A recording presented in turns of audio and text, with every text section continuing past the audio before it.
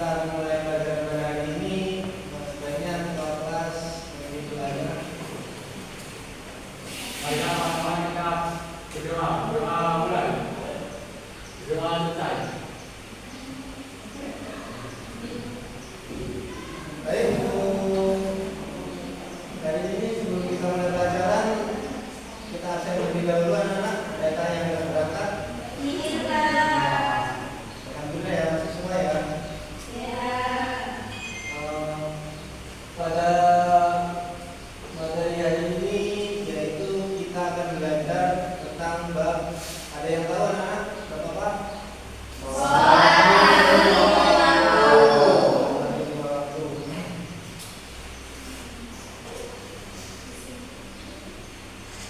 Baik, langsung saja, yaitu yang pertama yaitu pengertian sholat. Sholat secara bahasa berarti doa. Secara istilah, sholat adalah ibadah yang terdiri dari perkataan dan perbuatan tertentu yang dimulai dengan takbir dan diakhiri dengan salam. Adapun dalilnya yaitu Nabi, mohon dibaca.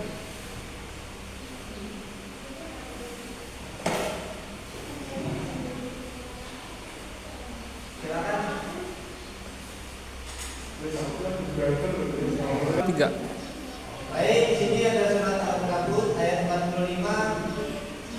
Naika mohon dibaca surat Al-Ankabut. Bismillahirrahmanirrahim. Wa aqimis sholata innas sholata tanha 'anil fahsya'i wal munkar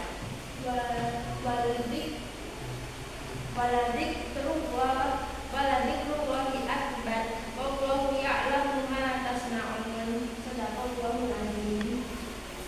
Baik, terima kasih Naika, yaitu artinya dan dirikanlah sholat. Sesungguhnya sholat itu dapat mencegah dari perbuatan keji dan murka.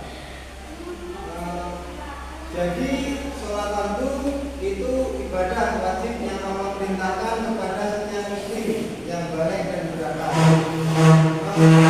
Ada yang tahu sholat fardu itu apa saja, anak? Salat subuh, Ya. zuhur, asar, maghrib, isya. Ya, benar sekali. Jadi sholat itu mengajarkan kita banyak hal, disiplin waktu, kesabaran, kerendahan hati, dan kesadaran akan kehadiran Allah dalam setiap langkah hidup kita. Sholat juga dapat mencegah kita dari perbuatan buruk. Baik, dari sini mungkin sudah paham anak-anak? Sudah Pak. Baik, kita lanjut. Yang berikutnya yaitu syarat-syarat sholat. Syarat wajib sholat fardu itu ada 4, yaitu Islam, berakal, baligh atau dewasa, tidak dalam keadaan haid atau nifas. Selanjutnya yaitu syarat sahnya sholat. Syarat sahnya sholat itu ada 5. Ada yang tahu anak-anak? Nandini? Syarat sahnya sholat ada yang tahu? Syarat sahnya sholat itu yang pertama suci dari hadas kecil dan hadas besar. Yang kedua suci badan, pakaian dan tempat dari najis. Yang ketiga menutup aurat. Yang keempat mengetahui bahwa waktu sholat telah tiba. Yang kelima menghadap kiblat. Ya, terima kasih. Baik, selanjutnya yaitu waktu-waktu sholat. Waktu-waktu sholat yang pertama yaitu sholat zuhur.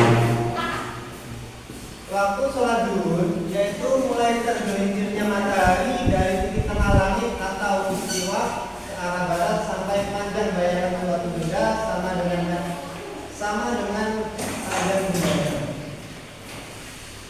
Yang kedua yaitu sholat asar. Waktu sholat asar yaitu mulai bayangan suatu benda melebihi sedikit dari bendanya hingga 2 kali lebih panjang dari bendanya, atau menurut waktu ikhtiar, atau sampai tenggelamnya matahari menurut waktu Jawa.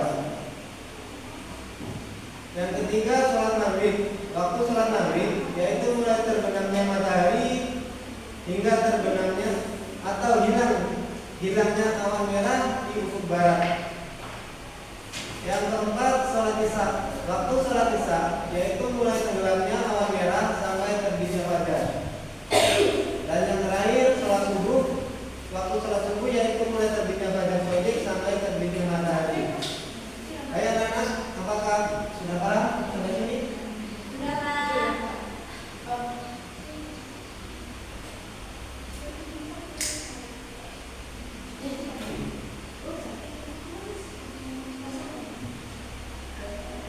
Baik, selanjutnya yaitu rukun-rukun sholat. Ada yang tahu rukun-rukun sholat itu ada berapa?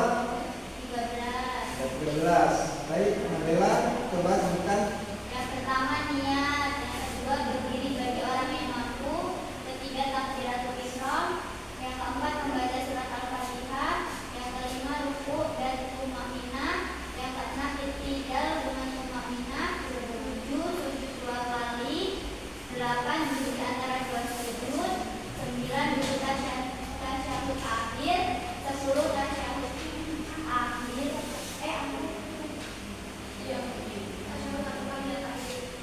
Sebelas membaca salawat kepada Nabi Muhammad SAW. Yang ke-12 membaca salam yang pertama. 13 tertib akhir. Ya, terima kasih Nabila.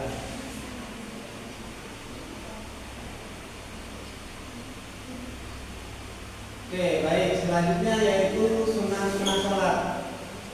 Sunnah sholat ada 2 macam, yaitu ada yang tahu anak-anak? Sunnah sholat apa aja? Nurul?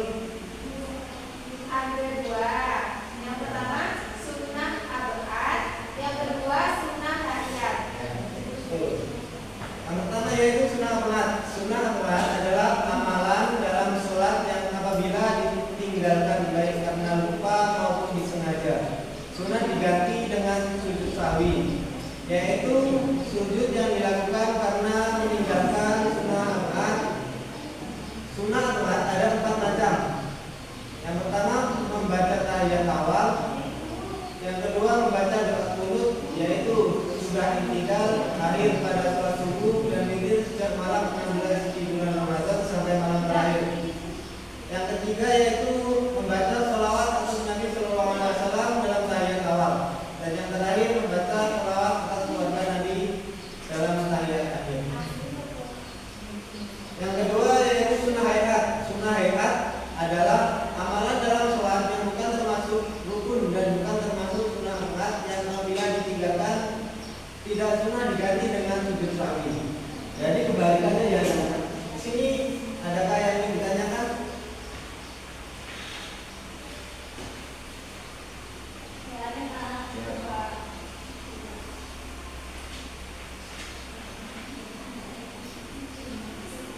Baik, selanjutnya yaitu hal-hal yang membatalkan sholat. Hal-hal yang membatalkan sholat. Yang pertama yaitu berkata-kata dengan disengaja walaupun hanya 1 huruf yang dapat dimengerti. Yang kedua banyak bergerak yang terus-menerus baik sengaja atau tidak. Yang ketiga berhadas baik hadas kecil atau besar. Yang keempat terkena najis. Yang kelima membuka aurat dengan disengaja. Namun apabila auratnya terbuka karena tidak disengaja kemudian langsung ditutup maka sholatnya tidak batal. Yang keenam merubah niat seperti niat keluar dari sholat. Yang ketujuh membelakangi kiblat. Yang kedelapan makan atau minum dengan disengaja meskipun sedikit. Yang kesembilan tertawa terbahak, dan yang terakhir yaitu mata keluar dari Islam.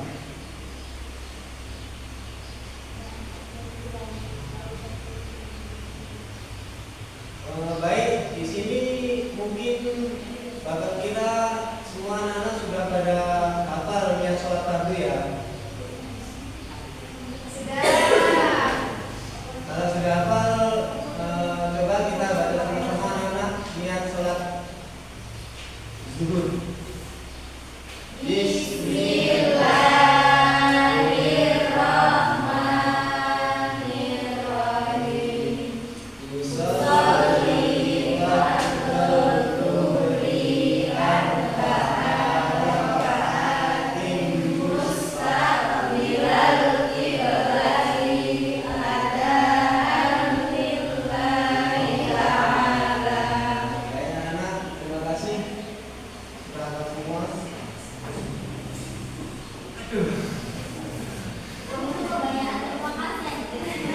3. Baik, anak-anak, sekarang Bapak akan memberikan tugas, silakan dibagi 2 kelompok untuk berdiskusi. Kelompok pertama.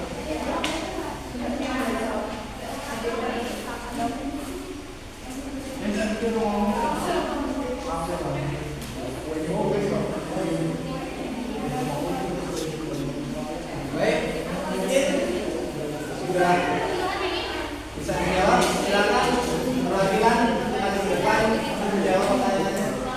Ini Pak, Baik, saya jawab pertanyaan nomor 1 ya Pak. ya.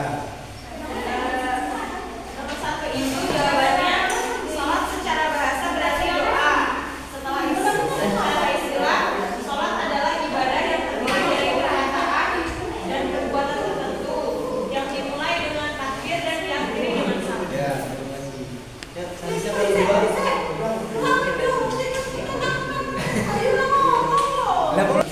Thank you. Baik. 3. Nomor 1 ya Pak. Ya, silakan. Jadi pengertian sholat secara bahasa itu berarti doa. Secara istilah, sholat adalah ibadah yang terdiri dari perkataan dan perbuatan tertentu yang dimulai dengan takbir dan diakhiri dengan salam. Terima kasih Radini. Yuk, nomor 2. Silakan. Oke, pertanyaannya, jelaskan hikmah melaksanakan sholat 5 waktu. Jawabannya adalah hikmah melaksanakan sholat 5 waktu sangat banyak. Contohnya bisa mendapatkan cahaya di hari kiamat, dijauhkan dari siksa kubur, terhindar dari kesulitan rezeki, dan mendapatkan kemuliaan serta pahala dari Allah. Ya.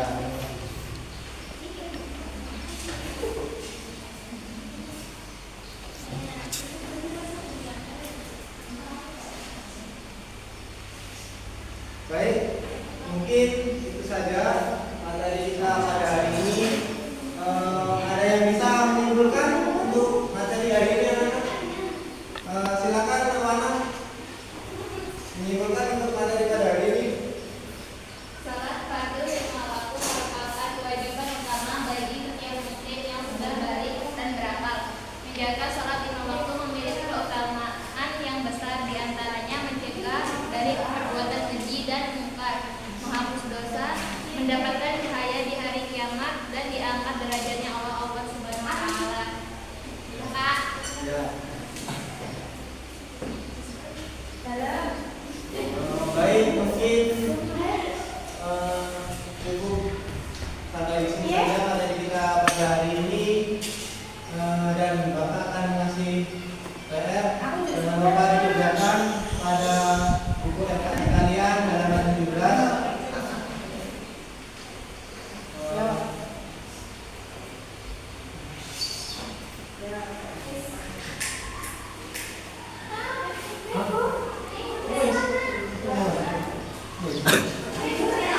Tiga. Dan anak sebelum kita pulang, sebaiknya kita berdoa terlebih dahulu. Ketua kelas silakan dipimpin. Marilah teman-teman, sebelum kita pulang, kita berdoa. Doa mulai. Doa selesai. Oke, untuk saat ini Bapak akhiri